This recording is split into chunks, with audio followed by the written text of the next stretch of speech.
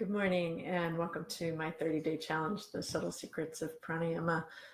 Today is day 21, and you may have noticed that we haven't gotten really deep into any techniques yet. And part of that is because, in my opinion, what's missing from the pranayama teaching is the more subtle foundation that you have to create in the breath and the subtle understanding of the breath that really benefits the techniques. So I don't want you to, it's sort of like anything, it's sort of like anything in yoga. We sort of go, how do you do it?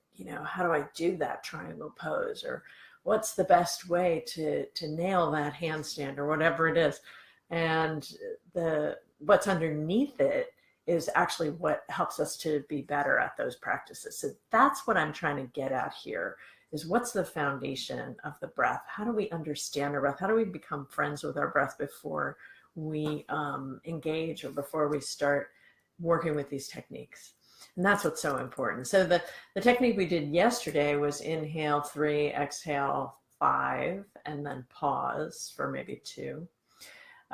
Just to introduce this idea of suspension, which is pausing the breath afterwards. And a very interesting comment came in about retention actually yesterday, where someone asked, how are you not contracting your diaphragm when you're doing retention, right? So the opposite of suspension, right? So retention is inhale, pause, and then suspension is exhale, pause.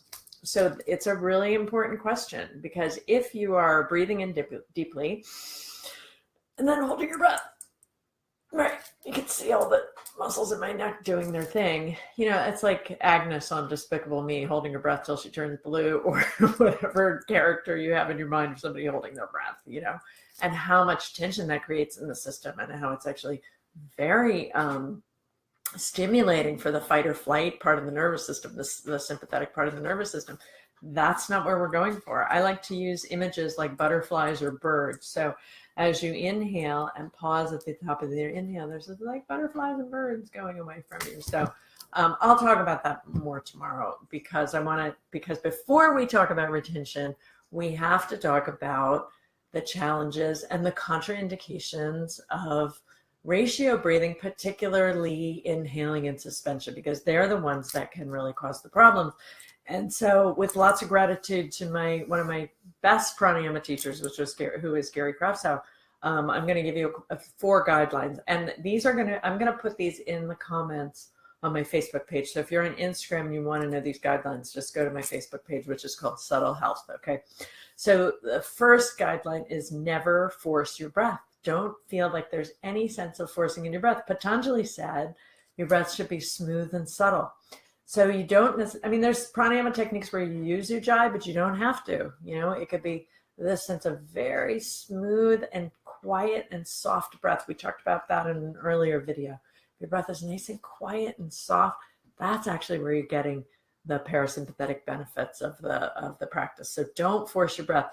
And the way, how do you know you're forcing your breath? Well, you breathe, you do a ratio, whatever it is, 6 in, 6 out. And at the end of the exhale, you have to go to take a deeper breath. That means you're forcing your breath, right? So, and whenever that happens, that means you've pushed too far. You always want to practice under your threshold.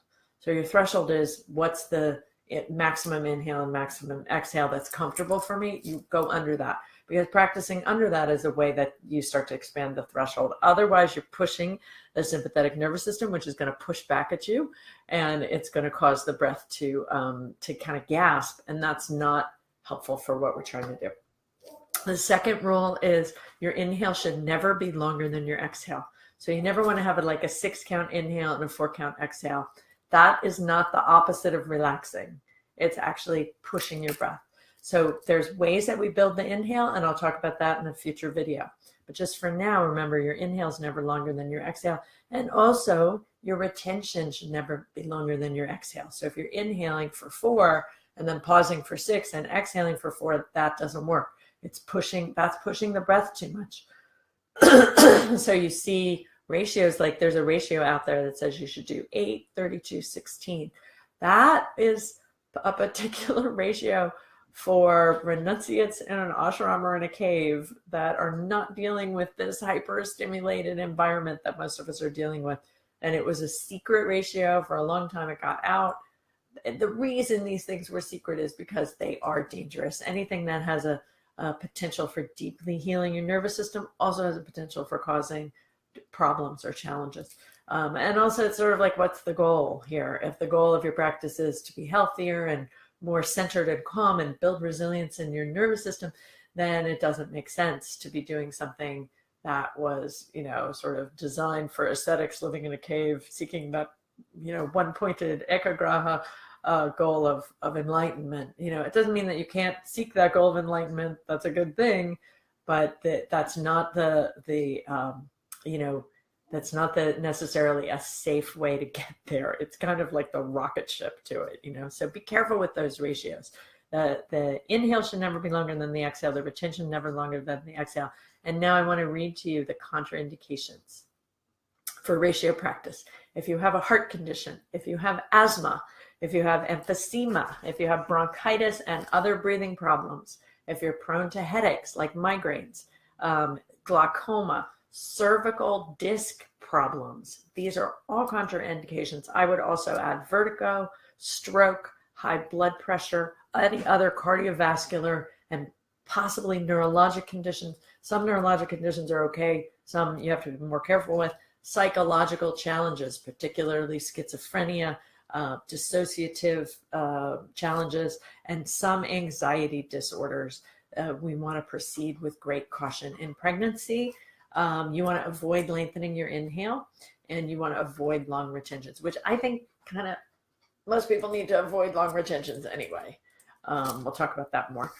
So I'm going to put these contraindications in the comments on Facebook, like I said, so you'll have the list there. I think this is an important thing to have for yoga teachers. If you're teaching pranayama, be really mindful of who you're working with and stick to the simple ratio breath. So for today, we can finish with a few moments of a 3-count inhale, 5-count exhale, plus maybe a 2-count pause, or you could try a 4 inhale, 6 exhale, and maybe a 2-count pause at the end of your exhale. So we're just doing the suspension at the end of the breath right now. We will talk about retention tomorrow, but we have to talk about it in light of these contraindications, which is why I needed to present this first. Okay, so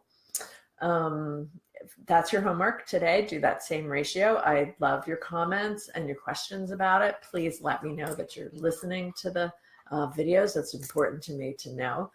And tomorrow we'll get into what happens at the top of your inhale. So we'll talk about that more.